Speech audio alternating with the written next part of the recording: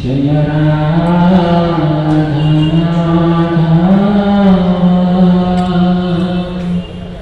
कुंज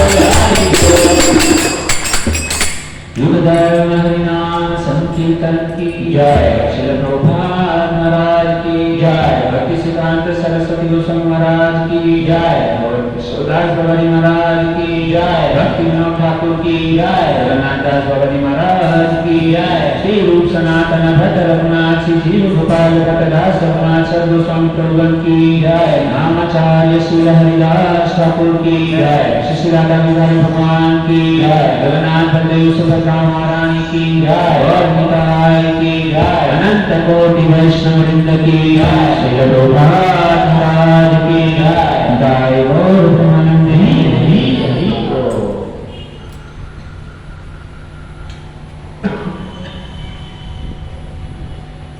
ओम नमो भगवते वासुदेवाय। ओम नमो भगवते वासुदेवाय। ओम नमो भगवते वासुदेवाय। ओम नमो भगवते वासुदेवाय। ओम नमो भगवते वासुदेवाय।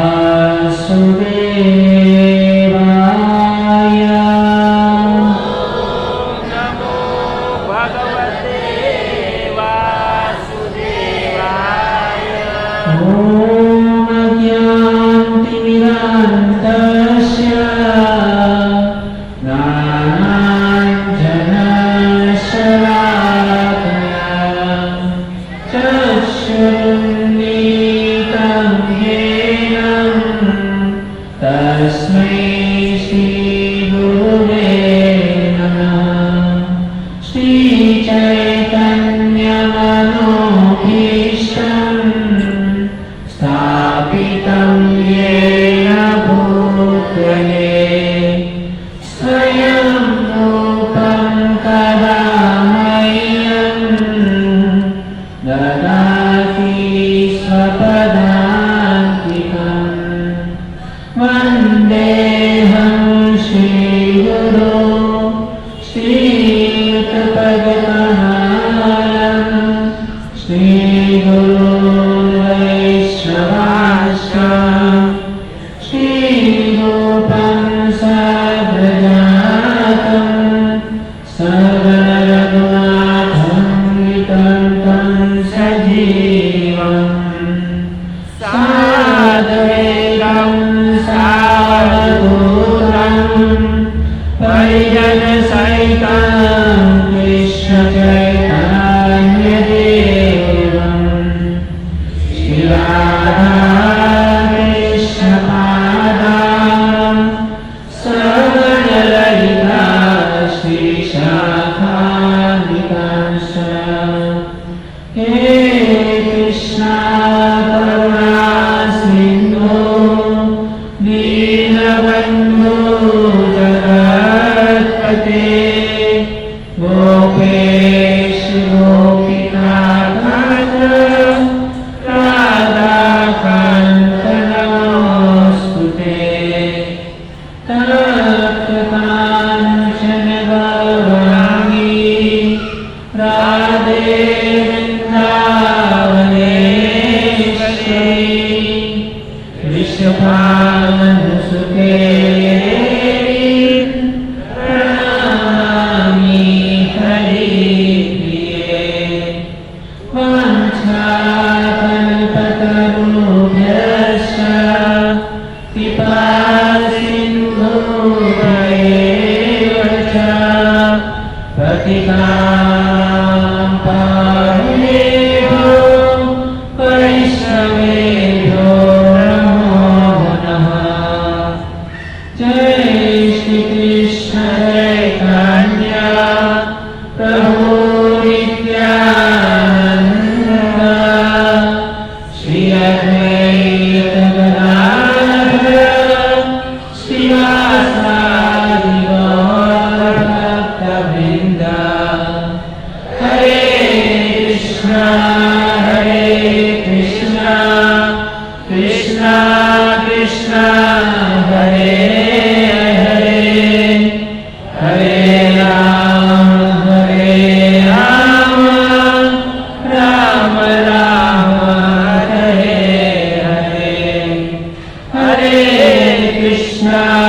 हरे कृष्णा कृष्णा कृष्णा हरे हरे हरे राम राम राम हरे हरे हरे कृष्णा कृष्णा कृष्णा हरे हरे हरे राम राम राम हरे हरे।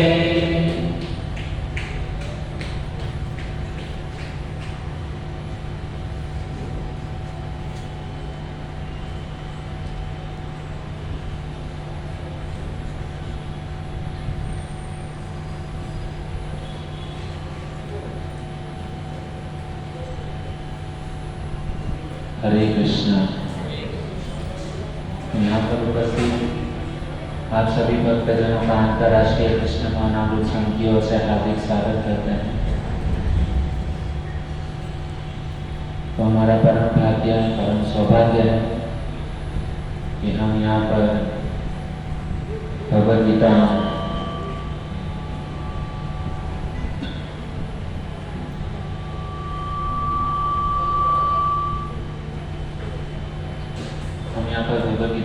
श्रवण करने के लिए यहाँ पर हम सब उपस्थित हुए हैं।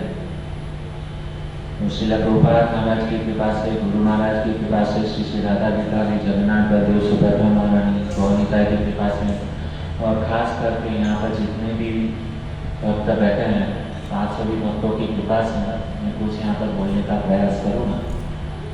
और मैं जो भी कुछ बोलूँ उसमें यदि कुछ भी थोड़ी सी भी यदि त्रुटि हो जाए तो आपका सेवक समझकर हमारी गलती को क्षमा करें। तो देखते हैं भक्तों कि बहुत ही सुंदर अवसर है। अभी आने वाले रविवार के दिन भगवान श्री रामचंद्र उनका प्राकट्य दिवस है। तो पिछले बुधवार को हम लोगों ने देखा कि आनंद वृंदावन प्रभु बहुत ही सुंदर उन्होंने रामायण के ऊपर हम लोगों को शिक्षाएं प्रदान की है। तो वो जो शिक्षा है वो खास करके जीवन में उतारने जैसी है। हमारा टॉपिक एक्चुअली रामनवमी के ऊपर नहीं है, और मैं खास करके हमारा जो यहाँ पर हम भगवद गीता के ऊपर अटके हुए हैं तो हम उसी प्रसंग को आगे कंटिन्यू करेंगे। तो पिछले बुधवार के दिन हम लोगों ने देखा कि हम ये शरीर नहीं है, हम आत्मा है। और आत्मा को यदि प्रसन्न करना है, आत्मा को यदि खुश करना है तो हमको परमात्मा की सेवा करनी चाहिए। जब तक हम परमात्मा की सेवा नहीं करेंगे तब तक ये आत्मा जो है ना कभी खुश नहीं हो सकता है। पीछे से आवाज बहुत आ रही है।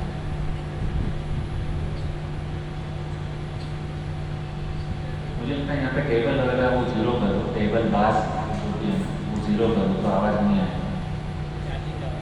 अच्छा चार्जिंग आवाज ठीक है। तो मैं भगवद गीता के अंदर टोटल 5 विषय वस्तु हैं। तो उसमें से हम लोगों ने आत्मा के बारे में जाना। तो दूसरा विषय वस्तु है जो है परमात्मा। और हम परमात्मा के विषय में कुछ चर्चा करें उसके पहले मैं आपको एक छोटी सी कहानी बताना चाहूँ। तो बहुत ही एक सुंदर बात है, एक बहुत ही सुंदर बात लिखी है। यदि जिंदगी में हमारा पाँव फिसल जाए ना तो उसको फिसलने देना। यदि हमारा पाँव फिसल जाए तो उसको फिसलने देना, लेकिन हमारा जबान और हमारी नियत जो है ना उसको कभी फिसलने मत देना। यदि हमारी जबान और नियत यदि खराब हो गई ना तो हमको जिंदगी में कोई बचा नहीं पाएगा। तो एक समय की घटना इस प्रकार से है दोस्तों कि एक साधु महात्मा हुआ करते थे। जैसे हम प्राय देखते हैं कि हम प्रचार करने के लिए जगह जगह पर घूमते रहते हैं। तो ये साधु महात्मा जो थे ना अलग अलग गांव में अलग अलग शहर में जाकर के क्या करते थे, प्रचार करते थे, घूमते रहते थे। तो एक दिन उनको मन के अंदर विचार आया कि मुझे क्या करना पड़ता है, हर जगह अलग अलग जगह पे जाकर के मुझे प्रचार करना पड़ता है। तो उनकी अंदर से ऐसी इच्छा हो गई भक्तों कि वो सोचने लगे कि मेरा एक छोटी सी कुटिया या छोटा सा एक आश्रम हो जाए, तो जितने भी भक्त लोग हैं ना, मुझे अलग अलग जगह घूमने की ज़रूरत नहीं है। एक ही जगह के ऊपर आ करके, जैसे कैसे हम बुधवार के दिन यहाँ पर सब लोग आकर के यहाँ पे प्रवचन सत्संग सुनते हैं, तो उन्होंने भी सोचा कि भाई हमारा भी ऐसा कुछ मतलब मंदिर हो या कुछ आश्रम हो, तो सभी भक्त लोग एक ही जगह के ऊपर आकर हमारा प्रवचन वगैरह सुने, कथा कीर्तन करें। तो उनकी ऐसी इच्छा हुई।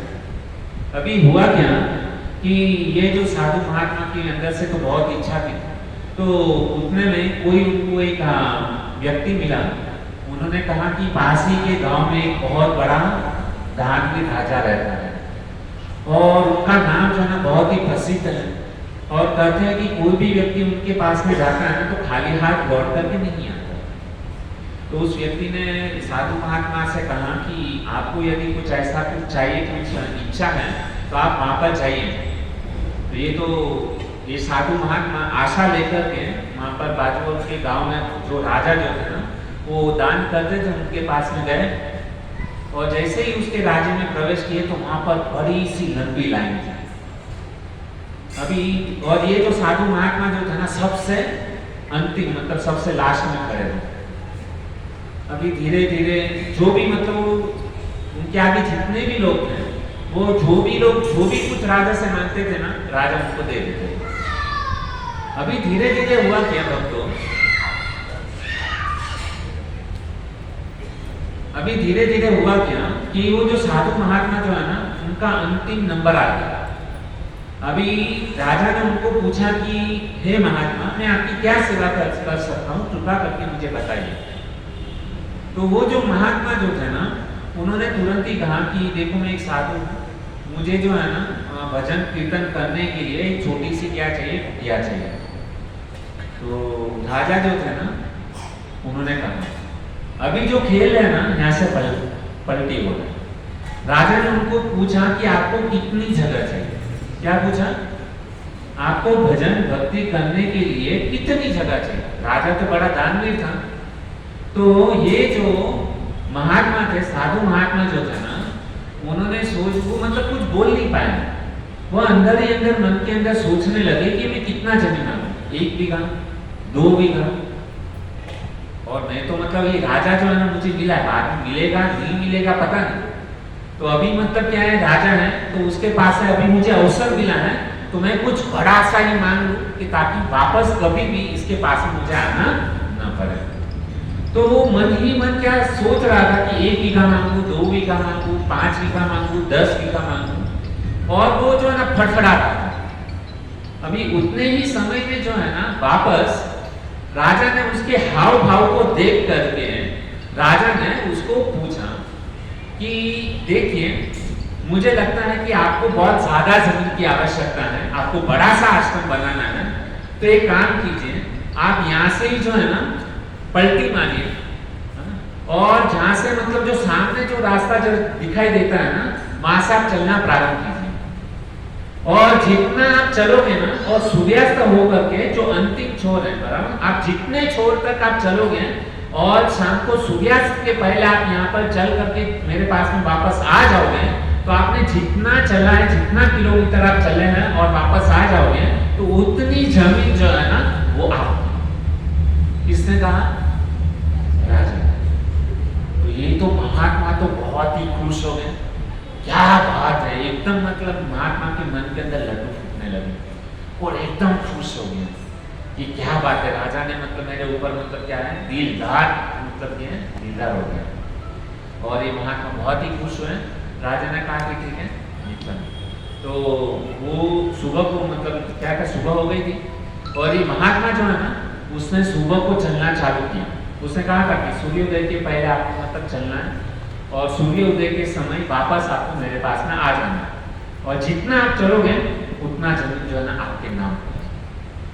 तो ये तो बहुत ही महात्मा खुश हो गए, और सुबह को उन्होंने क्या किया, चलना प्रारंभ किया।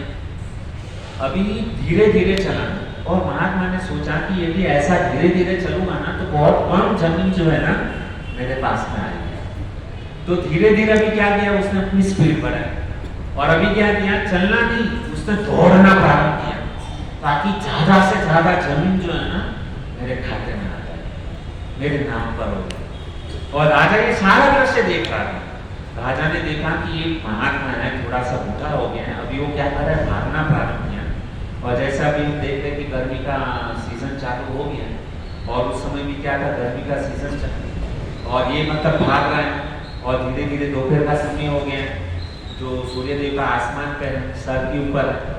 अभी इसने इतनी जोर से भागना चालू किया, इतनी जोर से भागना चालू किया, ये राजा जो है दूर से उस महात्मा को देख रहा है। अभी राजा को उस महात्मा के ऊपर दया है और उसने अपने सैनिकों को घोड़े सवार के साथ में भेजा कि तुम जाओ महात्मा के पास में, इतना मतलब गर्मी का समय है और महात्मा थक जाएंगे तो उसको प्यास लगेगी, तो तुम जो है ना पानी साथ में लेकर के जाओ और उसको जब प्यास लगेगी तो तुम उनको पानी देना। और राजा तो देने ही वाला था उसको, तो राजा ने सैनिकों को भेजा किसके पास में, महात्मा के पास में, घोड़े सवार के साथ में। और वो घोड़े सवार, दो घोड़े सवार गए और घोड़े की रफ्तार को तो मतलब तुरंत वहाँ पे पहुँच गए और महात्मा को कहा कि राजा ने आपके पास में भेजा है कि तुम जो भाग रहे हो तुम थोड़ा कृपा करके थोड़ा आराम करो, और तुम बूढ़े भी हो गए हो और इतना भागोगे आपकी तबीयत बिगड़ जाएगी, और थोड़ा सा पानी जो है ना वो पियो। महात्मा ने कहा कि अभी मुझे डिस्टर्ब मत करो, मुझे परेशान मत करो, मुझे भागने दो, मुझे भागने दो, मेरे पास समय बहुत कम है, मुझे बहुत जल्दी जल्दी भागना है और ज्यादा अंतर जो है ना, ज्यादा किलोमीटर मुझे काटना है, आप डिस्टर्ब मत करो। भागे भागे और दोपहर का 12 बज गया, वापस से उन्हें बोलने लगे कि आप मतलब थोड़ा सा पानी पी लो। बोला मत मत, मुझे परेशान मत करो, मुझे भागने दो भागने दो भागने दो। वो बेचारा भागता गया भागता गया भागता गया। बाद में महात्मा को पता चला कि बस अभी सूर्य उदय होने में थोड़ा सा ही वक्त बाकी है, और वो जैसे ही मतलब भाग रहा था ना, तो उसने बीच में जो है ना जंगल में बड़ी सी झील आ गई और उसने क्या सोचा कि ये झील भी जो है ना उसको मैं कवर कर लेता हूँ, ये झील जो है ना उसको भी मैं पार कर लूंगा, नदी जो है ना, और नदी यदि मेरे आश्रम में आ जाएगी तो बहुत ही अच्छा मतलब क्या हो जाएगा, मेरा जमीन हो जाएगा, उसका वैल्यू बढ़ जाएगा, हमारे प्लॉट के अंदर से मतलब क्या नदी भी है। तो ऐसा करके उसने और तेज गति भाग मतलब लगाई और वो जो पूरी झील जो है ना, नदी जो था ना, नदी भी पार कर ली। अभी हुआ क्या, सूर्यास्त का समय नजदीक हो रहा था और जैसे ही मतलब सूर्यास्त का समय नजदीक हो रहा था तो उसने वापस उसने सोचा कि मुझे शरत के अनुसार वापस मुझे राजा के पास में पहुंचना है सूर्यास्त के पहले, और तेज गति से भागा ताकि राजा के पास पहुंचेंगे तो जमीन मिलेगी ना, वरना कहां से जमीन हाथ लगेगी। तो भागा भागा भागा भागा और इतना भागा कि सूर्यास्त के पहले वो राज्य के अंदर पहुंच गया, और जहां पर राजा राज सिंहासन के ऊपर बैठे थे वहां तलक भी पहुंच गया। और उसने पूरा मतलब जो था ना, पूरा उसका अंतिम छोर जो था ना, ज्यादा से ज्यादा पूरा मतलब नदी गांव पूरा उसने कवर कर लिया था। और अभी क्या है कि जितना उसने किलोमीटर कापा था, सारी की सारी जमीन जो है ना महात्मा के नाम पे होने वाली थी। लेकिन एक दुविधा वहां पर हो गई, एक समस्या क्या हो गई, जैसे वो राजा के चरणों तक पहुंचा, पहुंच तो गया लेकिन वो राजा के चरणों में गिरा ना, कभी वापस उठा। जैसे देखते हैं ना, हरि बोल हरे कृष्ण हरे, उसका क्या हो गया, किसके लिए भाग रहा था?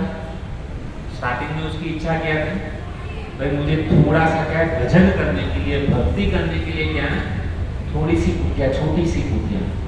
लेकिन जब राजा ने बोला कि उनको जितना चाहिए उतना मैं जमीन आपको देने के लिए तैयार है, तो वो जमीन के पीछे पागल की तरह उसने क्या किया, लड़ना चालू किया। लेकिन उसकी मनोकामना भी पूर्ण हो गई, लेकिन उसको भोग नहीं पाया।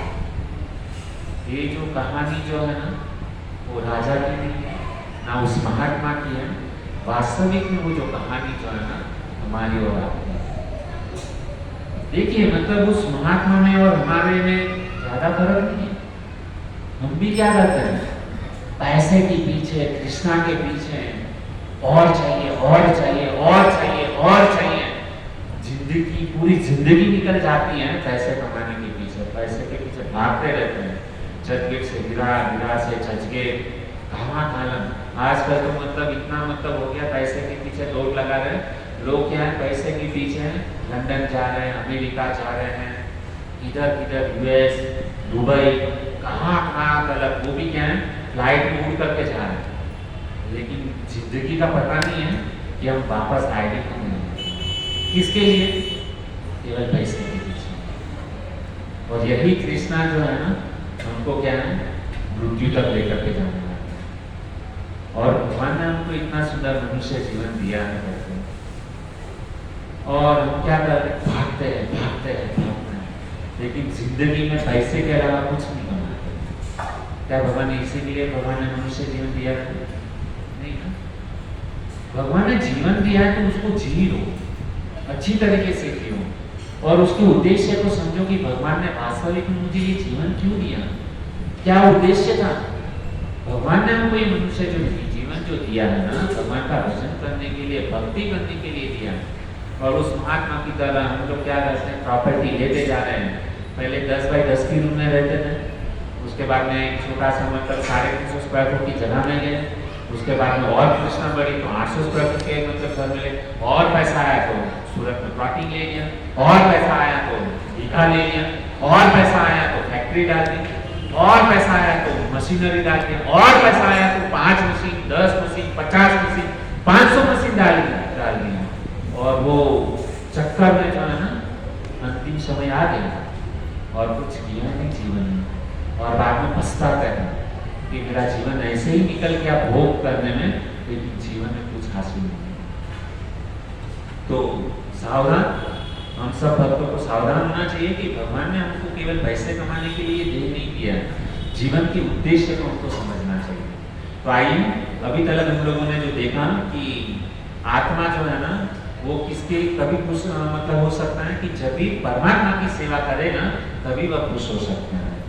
तो आज का हमारा टॉपिक है कि आजकल सब लोग बोलते हैं भगवान भगवान भगवान, तो कुछ लोगों का तर्क ऐसा है, यदि भगवान की जब भी बात आती है ना, तो पूछते कि कौन है भगवान, है ना, कितने भगवान हैं। और कुछ लोग तो यहाँ तक तर्क देते हैं कि भगवान जैसी कुछ चीज जो है ना दुनिया में है ही नहीं, हम ही खुद क्या है भगवान। लोग अपने आप को खुद को ही क्या मानते हैं, भगवान मानते हैं। कुछ लोग तर्क इस प्रकार से कहते हैं कि इस संसार के अंदर कुछ उत्पात न मचे, संसार के अंदर कुछ उत्पात न मचे, इसके लिए डराने के लिए ये भगवान जैसी चीज जो है ना हमारे सामने रखते हैं।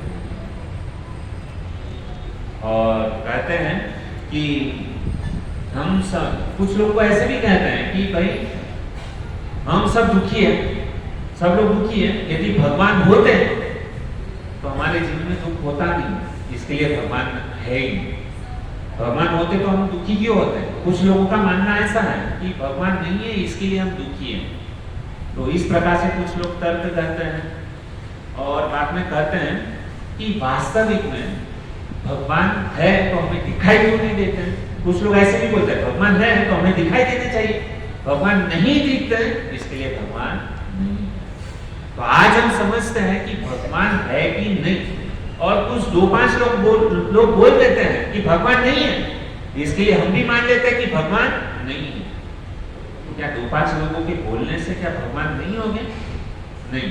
भावुकता में कभी भी हमको नहीं आना है, हमको समझना है वास्तविक में, प्रमाण के साथ में बात समझेंगे कि भगवान का अस्तित्व है कि नहीं, ये समझना बहुत ही जरूरी है। यदि हमारा बेस यदि मजबूत होगा ना, तो हमको भजन करने में जो है ना आनंद आएगा। लेकिन हमारा बेस ही मजबूत नहीं है, हमारा पाया या फिर गुजराती में के पायो ज मजबूत नहीं, तो भजन शू करना है।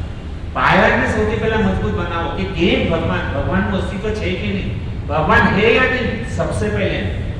और एटलीस्ट कम से कम यहाँ पे जितने लोग हैं ना, उनको तो विश्वास होना ही चाहिए कि भगवान है। आधी रात को भी कोई पूछेगा कि भगवान है कि नहीं, है, लेकिन प्रमाण क्या, उसका कुछ प्रमाण चाहिए ना, ऑथेंटिसिटी चाहिए कि भगवान है तो कैसे। कोई यदि आपको पूछे कि भगवान है, उसका क्या प्रमाण, क्या बताओगे आप? कुछ ज्ञान हासिल किया हुआ होगा तभी बता पाओगे ना कि हाँ भगवान नाम की कुछ चीज है। भगवान कौन है, कितने प्रकार के हैं, वो सब बात छोड़ो अभी, वो तो हम बाद में चर्चा करेंगे। लेकिन सबसे पहले ये जानेंगे कि भगवान का अस्तित्व है कि नहीं है। आप लोगों को क्या लगता है कि नहीं?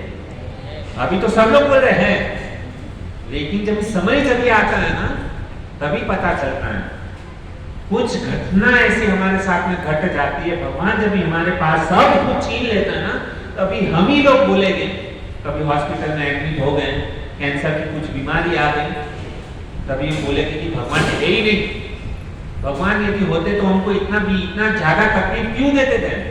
कभी कभी किसी के माता पिता का बच्चा 15-16 साल की उम्र में हरि बोल हो जाता है, और उस समय हम लोग क्या बोलते हैं, भगवान होते तो मेरे बच्चे को क्यों मतलब मौत देते हैं। ये सब मन के अंदर प्रश्न होता है। कभी कभी जो बच्चा जो होता है, छोटा होता है, उसके माता पिता हरि बोल हो जाते हैं, कुछ ना कुछ एक्सीडेंट हो जाता है, कैसे भी करते हैं। उस समय प्रश्न होता है कि क्या भगवान है कि नहीं, और उस समय जो है ना हम पूरे हिल जाते हैं। लेकिन जब भी हमको प्रॉपर हमको यदि ज्ञान होगा तो हम अच्छी तरीके से समझ पाएंगे।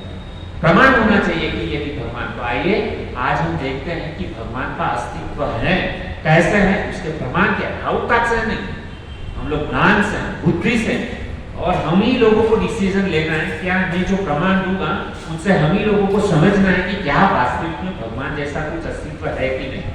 तो आइए प्रथम प्रमाण हम स्थापित करते हैं, और वो भी ये जो प्रमाण देंगे ना, वो भी शास्त्र के आधार के ऊपर हम निश्चित करेंगे कि भगवान वास्तविक में है कि नहीं। तो पहला प्रमाण हम देखते हैं, हम समझने के लिए कोशिश करते हैं कि जैसा आप यहाँ पे स्क्रीन पर देख रहे हो, बहुत बड़ा सा मतलब एक हॉल है, वहाँ पर बहुत सुंदर तरीके से लाइटिंग है और बहुत सारी कुर्सियाँ लगी हुई हैं जैसे, और भगवान की बहुत सुंदर व्यवस्था है। जैसे आप यहाँ पर आए, बराबर, जैसे आपने गेट के अंदर यहाँ पर एंट्री किया, तो उस समय पर आप लोगों ने देखा कि यहाँ पर सारी चटाई व्यवस्थित रूप से लग गई है। ये माइक यहाँ पर फिट हो गया है, यहाँ पे सब भगवान के फोटो यहाँ पर व्यवस्थित रूप में लगा दिया है। सभी चेयर जो है ना, कुर्सी अच्छी तरीके से लग गई है, बराबर। आपने जब ये अंदर आया तभी ये दृश्य देखा, जब ये दृश्य देखा तो ये क्या ऑटोमेटिक हो गया? हम बोलेंगे, कुछ लोग बोलेंगे नहीं ये तो ऑटोमेटिक हो गया, ऐसा है क्या? नहीं। यदि यहाँ पर कुछ व्यवस्था है तो उस व्यवस्था के पीछे किसी व्यवस्थापक का हाथ है, इतना मानते हो?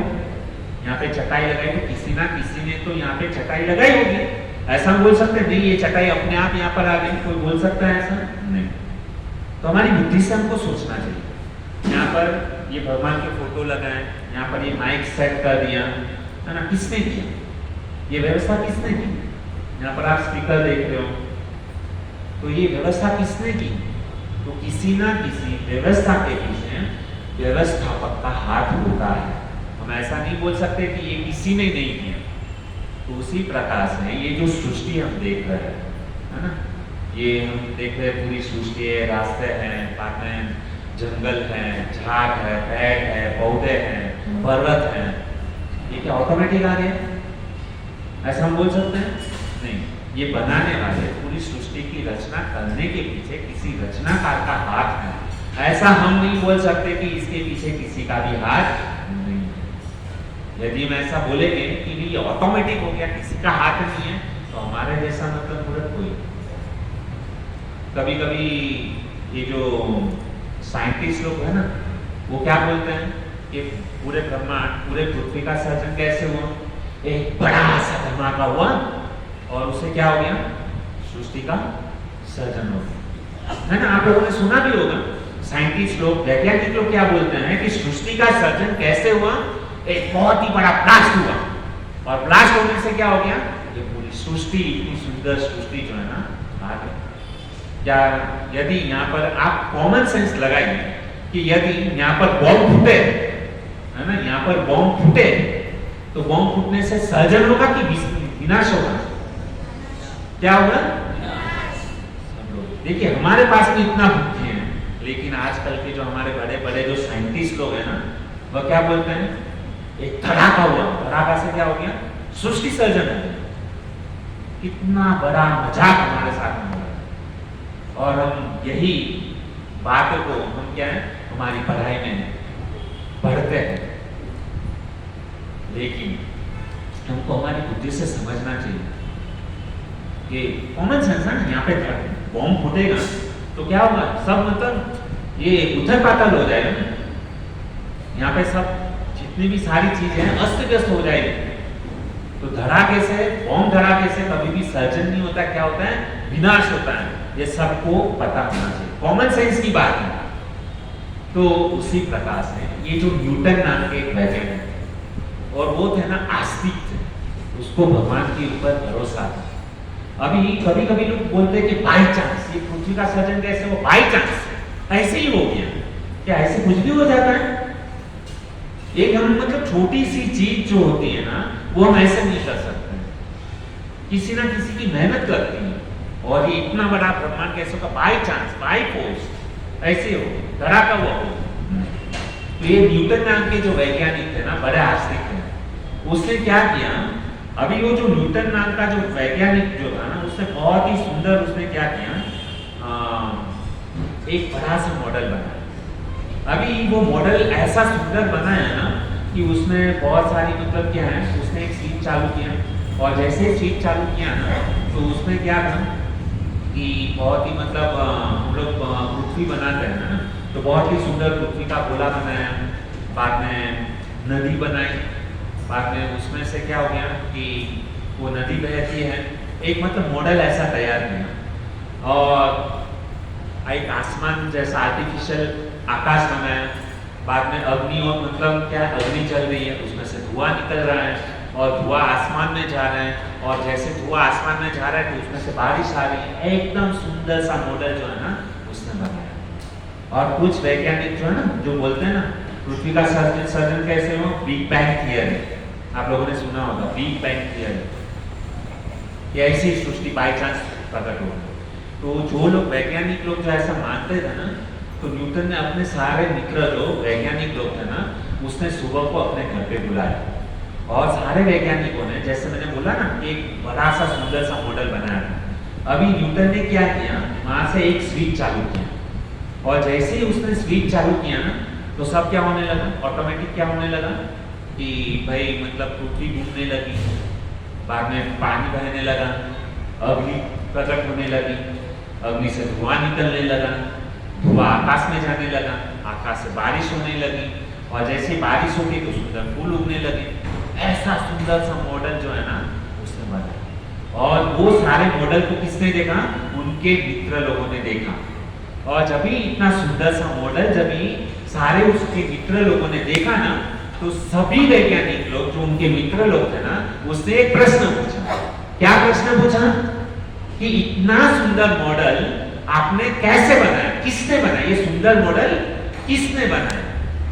न्यूटन क्या बता के बताएं? न्यूटन ने कहा कि मैं रात को सोया था, और एक धड़ाम करके क्या हुआ, ब्लास्ट हुआ, धड़ाका हुआ, और धड़ाका हुआ, उसके बाद में सुंदर क्या हो गई, रचना हो गई। तो वहां पे जितने भी सारे वैज्ञानिक लोग जो उनके मित्र लोग थे ना, वो बताने लगे क्यों मजाक कर रहे हो, क्या धड़ाके से मतलब इतना सुंदर मॉडल बन जाते हैं, और वो भी आप रात को सोए थे, धड़ाका हुआ और इतना सुंदर मॉडल बन गया। तो उस समय न्यूटन ने एक ही बात कही कि यदि एक इतना छोटा सा मॉडल है ना, जो मतलब आजकल प्रोजेक्ट लोग, टीचर लोग देते हैं ना, इतना सुंदर सा मॉडल धड़ाका होने से बन नहीं जाता, तो थोड़ी सी कल्पना कीजिए कि इतनी बड़ी सृष्टि, इतना पूरा ब्रह्मांड क्या एक धड़ाके से ऐसे ही बन गया? थोड़ा सा तो हमको दिमाग लगाना चाहिए ना। और हम लोग बोलते हैं कि ये धड़ाके से मतलब सृष्टि हो गया, सर्जन हो गया, कितनी बड़ी मतलब। तभी वो लोग को समझ में आया कि कभी भी बॉम्ब ब्लास्ट होने के, धड़ाका होने से सृष्टि का सर्जन नहीं होता है। उस सृष्टि का सर्जन के पीछे किसी ना किसी का हाथ है, वह कौन है? भगवान है। क्या है वो? कोई तो है, और उसको क्या नाम दे दिया है? भगवान। बाद में समझेगी कि कौन है, कैसे है। ये एक पहला उदाहरण मैंने आपको दिया। अभी आगे जैसे कैसे समझ सकते हैं कि भगवान का अस्तित्व है।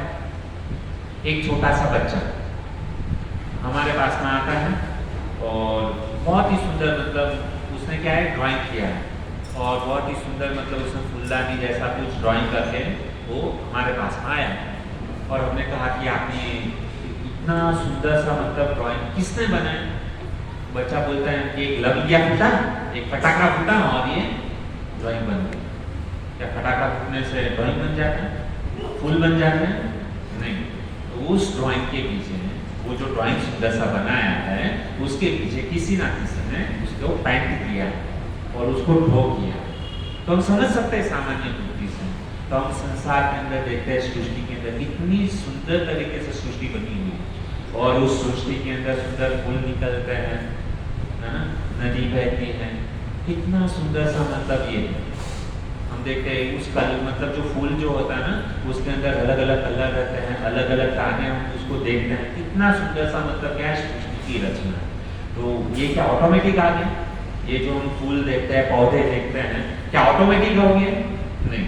तो उस फूल को बनाने के पीछे किसी ना किसी का हाथ होना ही चाहिए, तभी ये सुंदर सा फूल निकला है।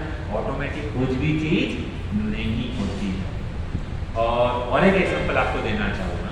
तीसरा एग्जांपल इस प्रकार से है कि जैसे आप लोगों ने बिल गेट्स का नाम सुना होगा। अब ये जो बिल गेट्स है ना वो इस पृथ्वी के ऊपर सबसे ज़्यादा अमीर व्यक्ति। उसने क्या किया है कि माइक्रोसॉफ्ट कंपनी का उसने क्या किया है बहुत अच्छी तरीके से उसने कंपनी बनाई है।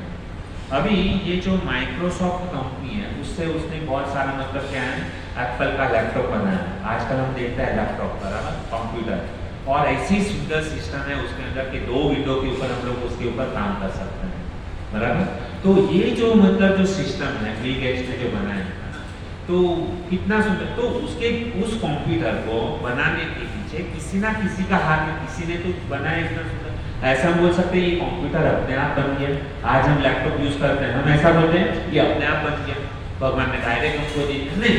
उस कंप्यूटर को बनाने के पीछे किसी ना किसी का हाथ है। उसी प्रकार से करते ये कंप्यूटर जो है ना ऐसे ही नहीं बनता, ड्राइंग जो है ना ऐसे ही नहीं बनता। तो ये जो हमारा भगवान ने हमको ये जो सुंदर मनुष्य शरीर हमको जो दिया है, ये भगवान ने हमको जो मनुष्य शरीर जो दिया है तो उसको भी बनाने के पीछे किसी ना किसी का हाथ है। क्या ऐसे ही बन गया मॉडल? हम जो ये जो शरीर है क्या ऐसे ही बन गया? हम देखते हैं कि इस शरीर के अंदर सुंदर आंखें है, हाथ है, पाँव है और इस शरीर के अंदर क्या है खून भी है, हड्डी है, मज्जा है, सब कुछ उसके अंदर है। क्या ऑटोमेटिक फिट हो गया? नहीं। तो इस शरीर को बनाने के पीछे किसी ना किसी का हाथ है और वह कौन है? भगवान।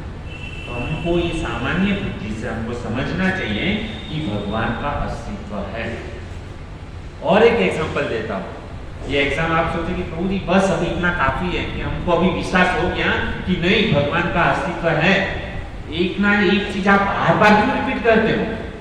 जब भी हम फ्लाइट में जाते हैं, यहाँ पे कुछ लोग बैठे हो गए विमान के अंदर, तो विमान के अंदर जब भी आप बैठते हो ना तो तभी क्या होता है वहाँ पे बार बार अनाउंसमेंट होता है। एयर होस्ट जो होती है ना वो अनाउंसमेंट करती है कृपया करके आप अपने बेल्ट को बांधिए, अपने सामान को ऊपर रखिए, टाइट बेल्ट बांधिए। एक ना एक चीज जो है ना रिपीट करते हैं। और जब भी कुछ भी मतलब अकस्मात हो तो कुर्सी के नीचे आपको मतलब एक पैराशूट दिया गया है ना, सावधान रहिए, सावधान। हम लोग सोचते कि बार बार क्यों रिपीट करते? बस क्योंकि ये बार बार रिपीट इसके लिए करते हैं कि हमको भूलने की आदत है।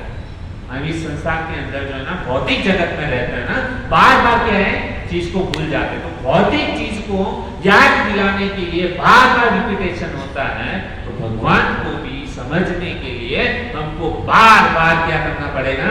रिपीटेशन करना पड़ेगा, बार बार सत्संग प्रोग्राम में आना पड़ेगा और क्या करना पड़ेगा?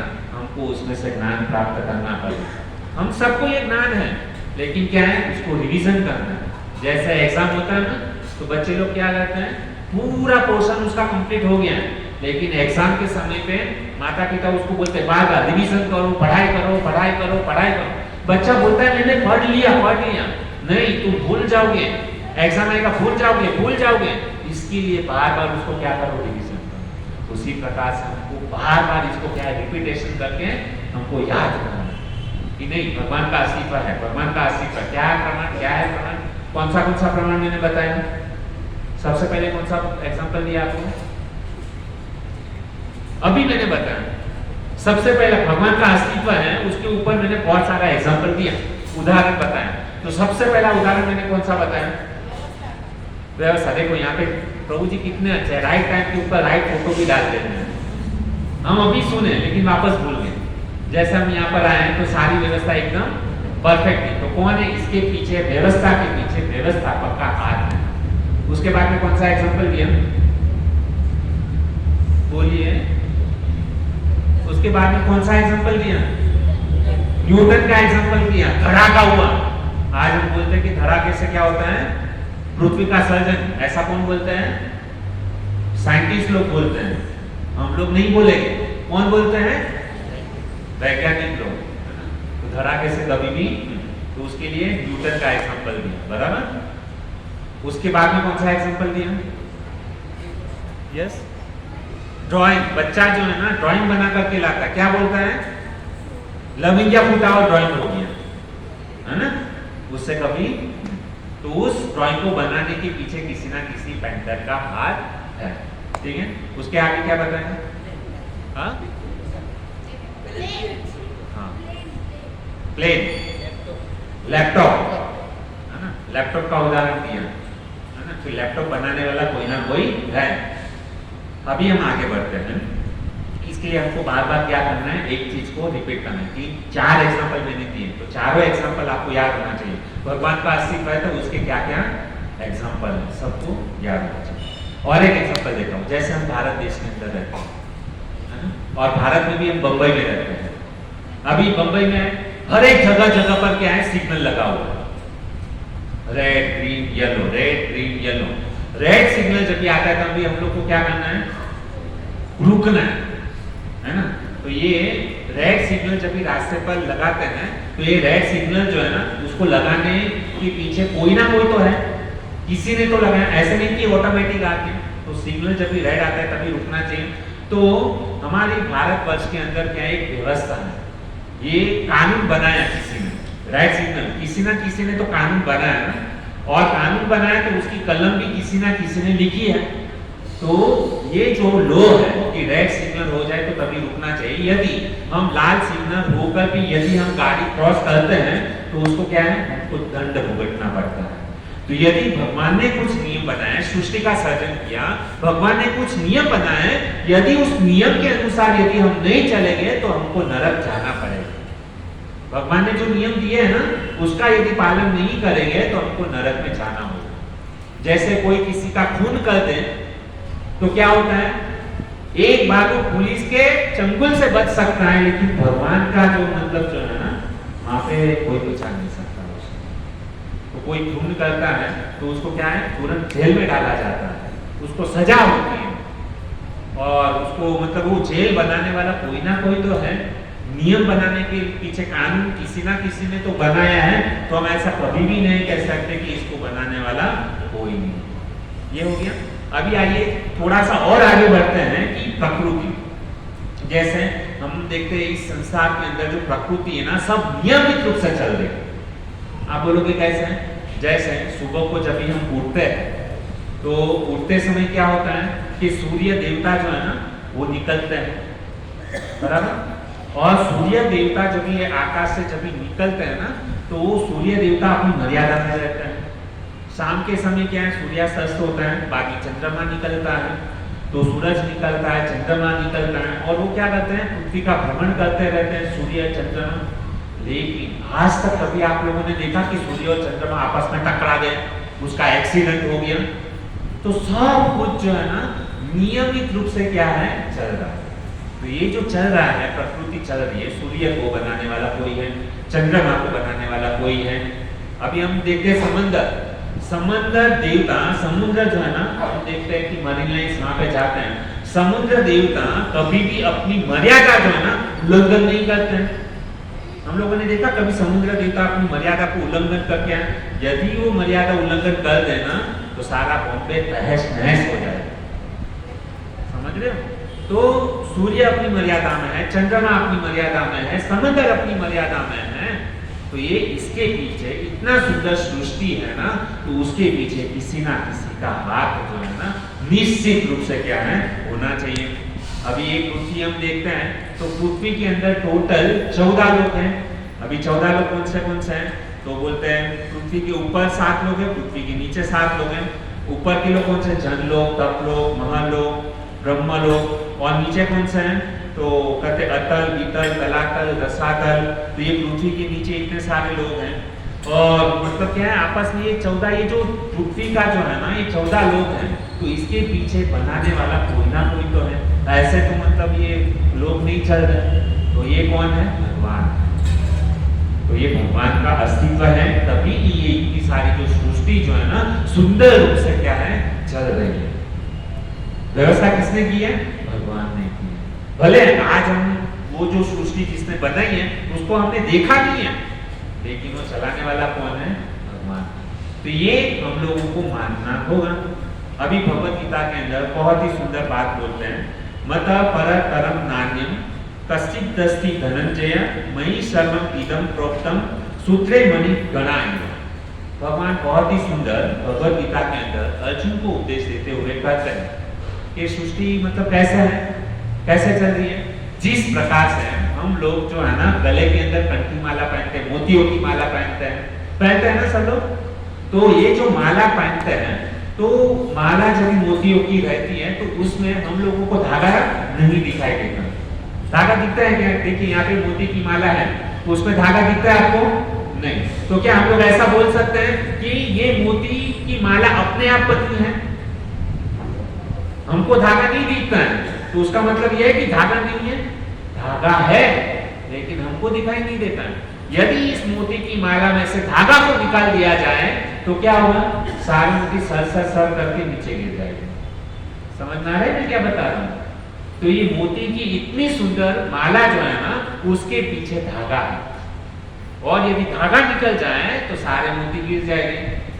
तो उसी प्रकार से ये जो सुंदर सृष्टि जो है ना उसके पीछे किसी ना किसी का हाथ जो है ना, वो निश्चित रूप से हम ऐसा नहीं बोल सकते कि इस सृष्टि को चलाने वाला कोई नहीं है। तो हमको उस धागा को जो है ना उसको क्या है हमको समझना पड़ेगा। उसके बाद में एक बहुत ही सुंदर एक साइंटिस्ट है जिसका नाम है लॉर्ड कैल्विन। वो बहुत ही सुंदर उदाहरण देते हैं कि if you study science deep enough and long enough it will be force you to be believe in God। बहुत ही सुंदर मतलब वो कैल्विन नाम के जो वैज्ञानिक है ना वो कहते हैं कि यदि कोई विज्ञान को गहराई से जानता है तो उसे भगवान पर विश्वास करना ही होगा।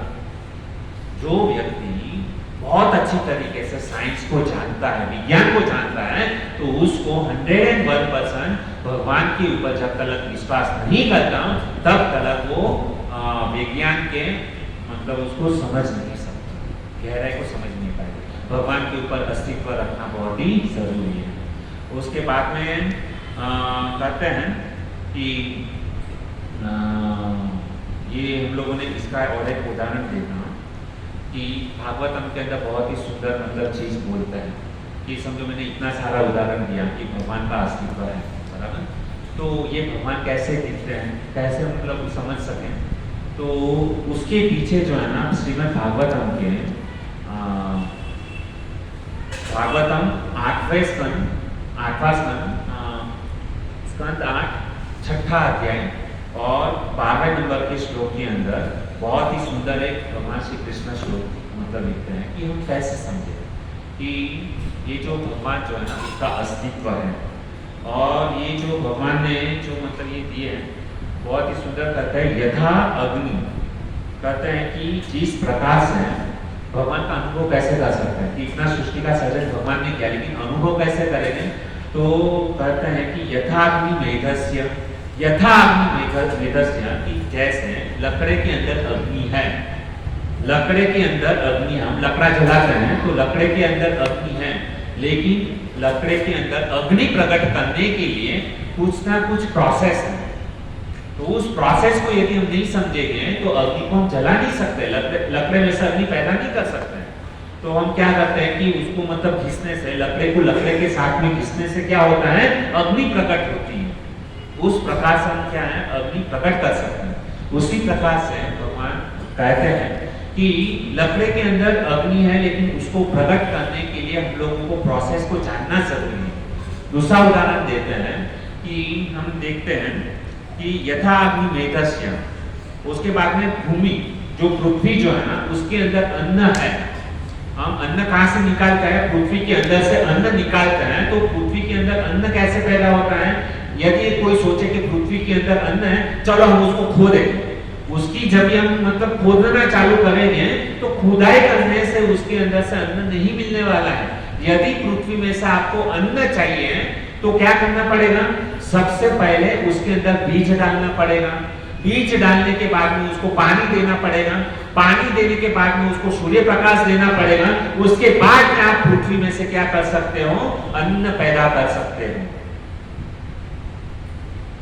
बिना मतलब प्रोजेक्ट, यदि ये प्रोसेस हमको पता नहीं है कि पृथ्वी में से अन्न कैसे पैदा हो, और हम लोग खाली मतलब पृथ्वी को मतलब खोदना चालू करेंगे तो उसमें से क्या होगा, अन्न पैदा नहीं होगा। प्रोसेस को जानना होगा। उसी प्रकार से तीसरा उदाहरण जो है ना देते हैं कि गाय, यदि किसी को गाय में से दूध निकालना है तो कोई सोचे कि मैं गाय को मार दूं, काट दूं, तो क्या उसमें से दूध निकलेगा? नहीं। गाय को मारने से, काटने से कभी आप उसमें से दूध को निकाल नहीं सकते हैं। यदि उस गाय में से यदि आपको दूध निकालना है तो सबसे पहला उसको चारा देना पड़ेगा, घास देना पड़ेगा, उसको कुछ खिलाना पड़ेगा।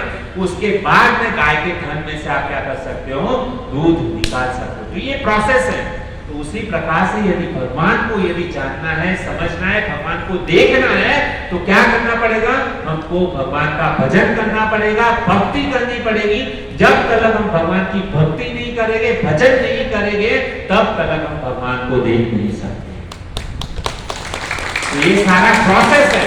जब तक हम प्रोसेस को नहीं समझेंगे, लकड़े में से अग्नि नहीं निकाल सकते, भूमि में से अन्न पैदा नहीं कर सकते, गाय में से दूध नहीं निकाल सकते, जब तक हम उसका प्रोसेस हमको पता नहीं हो तब तक। उसी प्रकार से भगवान को यदि देखना है, भगवान की प्राप्ति करनी है तो हम लोगों को क्या करना पड़ेगा, भगवान का भजन करना पड़ेगा, भगवान का भक्ति करनी पड़ेगी। कैसे भक्ति किया जाता है, तो ब्रह्म संहिता के अंदर बहुत ही सुंदर कहते हैं ब्रह्मा जी, प्रेमांजन चुरित भक्ति विलोचनेन संत सदैव हृदयेषु विलोकयन्ति यश्याम सुंदरम अचिन्त्य गुणस्वरूपं गोविन्दमादि पुरुषं तमहं भजामि।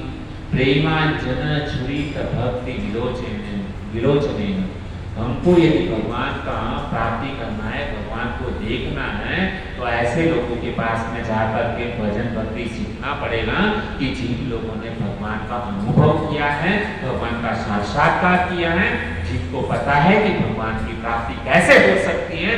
जब तक ऐसे साधु संत महात्मा के पास में नहीं जाएंगे तब तक उनको भक्ति नहीं मिलेगी। इसके लिए भक्तों, हमको भगवान की प्राप्ति करनी है, भगवान के पास में जाना है, भगवान को देखना है ना, तो उसके प्रोसेस को समझना होगा। और वो प्रोसेस क्या है, हरे कृष्णा कृष्णा कृष्णा हरे हरे, हरे राम राम राम हरे हरे।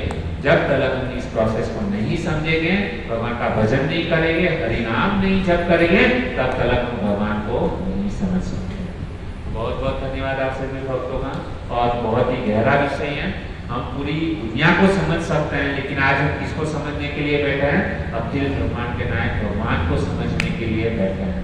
तो थोड़ा सा आपको मतलब थोड़ा बोरिंग लगेगा, लेकिन जब तक ये समझेंगे नहीं तब तक आगे की कुछ भी बात जो है ना हम समझ नहीं पाएंगे। तो आप सभी भक्तों से निवेदन करते हैं कि जब भी आप कथा में आए ना, यदि हमको कथा में अच्छी तरीके से श्रवण करना है, ज्ञान प्राप्त करना है ना, तो क्या करना है, जब भी आप कथा में आते हो ना तो नहा धो के आना चाहिए, फ्रेश हो जाते हैं। जैसे हम नहाने जाते हैं ना, तो नहाने से क्या हो जाता है, हमारी सारी थकावट निकल जाती है, बराबर। और क्या है, कथा में नींद नहीं आती है, लेकिन आप ऐसे ही मतलब काम कैसे डायरेक्ट यदि आ जाओगे ना तो कितनी भी सुंदर कथा क्यों ना चलती हो, हमको नींद आ जाएगी। इसके लिए कथा में आने से पहले क्या करना चाहिए, फ्रेश होके नहा धो के आ जाना चाहिए ताकि कथा में नींद आए। और अभी जो यहाँ पे जो अभी जो प्रसंग चलेगा ना वो थोड़ा फिलोसॉफी ज़्यादा होगा, है ना। तो समझने के लिए हम लोगों को क्या करना चाहिए, अच्छी तरीके से नहा धो के आना चाहिए और समझने का प्रयास करना चाहिए। गहरा विषय अभी चल रहा है तो थोड़ा हम क्या है, जैसे first standard, second standard, third standard जैसे हम आगे बढ़ते हैं तो थोड़ा थोड़ा मतलब पोर्शन जो है ना वो डिफिकल्ट आता है। लेकिन हम बोलेंगे कि नहीं मुझे 10वीं कक्षा नहीं पास करनी, मैं डायरेक्ट बीकॉम, ऐसा नहीं होता है। तो डायरेक्ट हम मतलब नहीं समझ पाएंगे, तो हमको ये बेसिक जो है ना वो क्लियर करना जरूरी है। तो आप सभी भक्तों से निवेदन करते हैं कि अभी एक भी क्लास जो है ना मिस मत कीजिएगा। यदि एक भी क्लास आपने मिस किया ना तो आगे वाला जो है ना क्लास आप समझ नहीं पाएंगे, क्योंकि ये क्लास जो है ना एक दूसरे के साथ में इंटरकनेक्टेड होगा। आप सभी भक्तों से निवेदन है कि एक भी क्लास जो है ना मिस मत कीजिएगा। और बहुत बहुत धन्यवाद कि आपने इतना उत्साह के साथ में यहाँ पर हमारी वाणी को श्रवण किया और हमारे बोलने में कुछ भी त्रुटि हो गई हो तो कृपा करके सेवक समझ करके हमको क्षमा करें। हरे कृष्ण। तो आज यहाँ पर हमारे काउंसिल, हमारे ये सत्संग प्रोग्राम के अंदर दिव्यानंद प्रोएम का लड़का है जो गुरुकुल में बहुत सुंदर तरीके से वैदिक प्रणाली से जो शिक्षा हमको प्राप्त करनी चाहिए तो सुंदर शिक्षा जो है ना वो प्राप्त कर रहे हैं। तो आइए कि उनके मुखारित से कुछ 2 शब्द सुनेंगे। हरे कृष्ण। मैं रामायण के कुछ श्लोक बोलने वाला हूँ वाल्मीकि जी और नारद जी के संवाद में।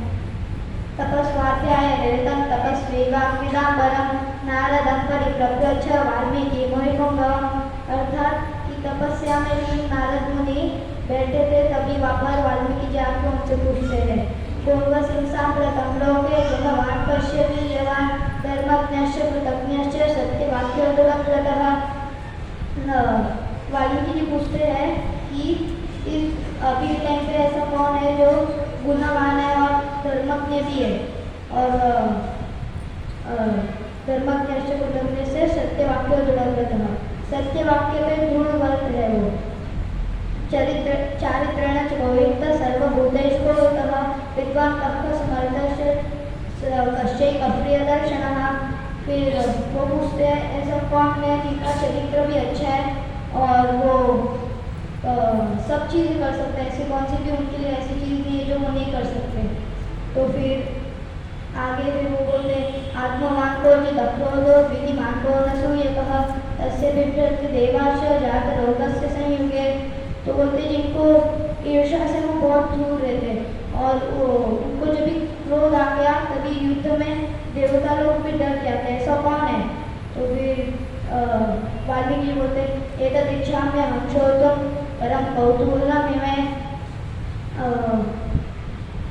एतदिच्छाम्य हंसोतम परम कौतूहलमिमे नारद महर्षि त्वं समर्थोसि ज्ञातुमिच्छाम्यहं नरम। वो बोलते कि ये चीज़ मेरे को सुनने की आशा है, तो ये मेरे को पता है आप अच्छी तरीके से बता सकते हो, इसलिए मैं आपसे पूछने के लिए आया। तो फिर नारद जी सोचते हैं कि श्रुत्वा चैतत्रिलोकज्ञो वाल्मीकि नारदो वचः श्वेतात्मा निधेयात्मा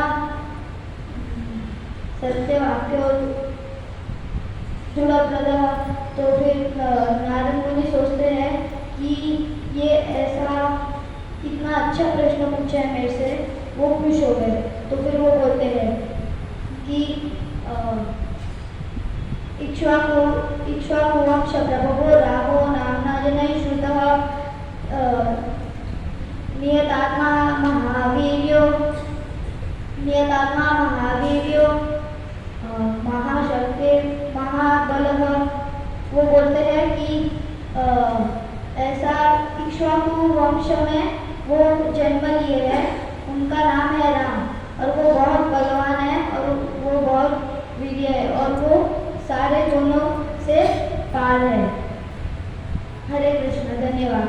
हरे कृष्ण कृष्ण कृष्ण हरे हरे, हरे राम राम राम हरे हरे। बहुत बहुत धन्यवाद माधव प्रभु का।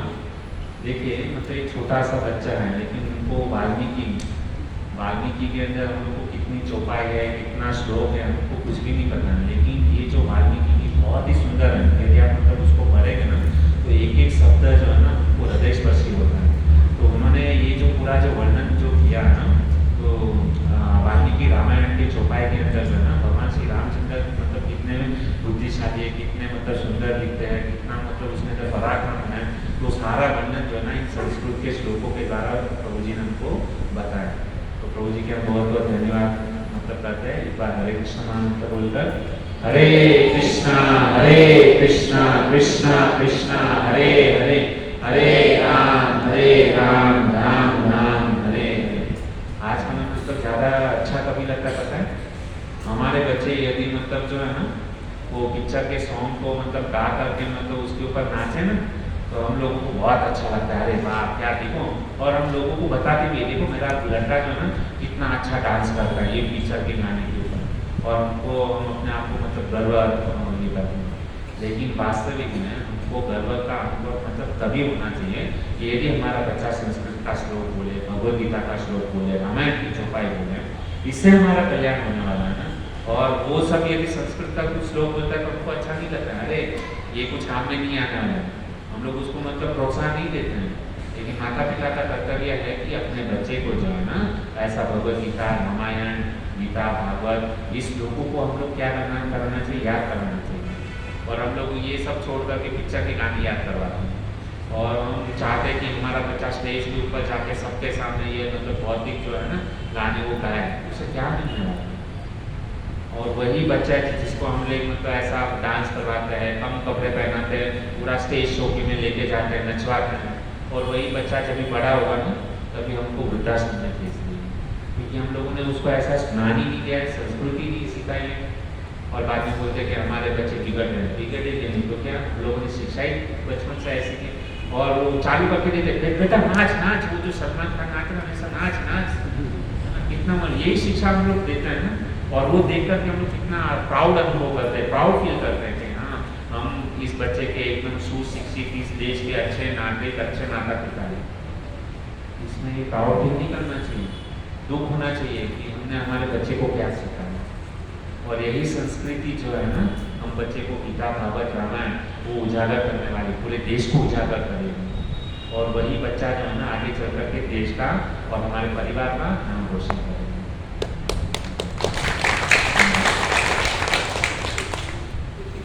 हरे कृष्ण। और आने वाले रविवार को रामनवमी है, दोपहर तक उपवास रखना है सबको, है ना। और हाँ, हमारे गिरधारी मंदिर में राम कथा चालू है, सभी भक्तों से निवेदन है कि वहाँ पर शनिवार को आखिरी दिन है, तो सभी लोगों से जितना समय मिलता है तो आप लोगों को वहाँ पे राम कथा सुनने के लिए वहाँ पे जाना चाहिए, और बाद में सभी के लिए वहाँ पे प्रसाद भी है। ठीक है, हरे कृष्ण।